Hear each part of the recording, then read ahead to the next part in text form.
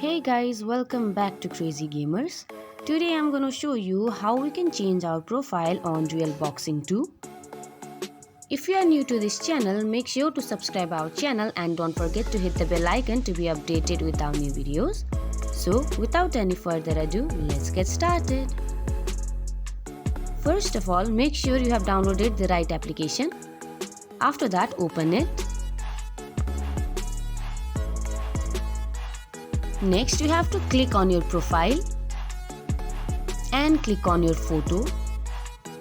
After that, you can choose your avatar, or you can call it your profile picture. You can select any of them. After that, your profile picture is changed. So this is how you change your profile picture in Real Boxing 2. I hope you find this video very helpful.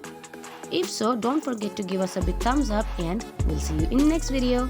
Till then, have a good day. Bye bye.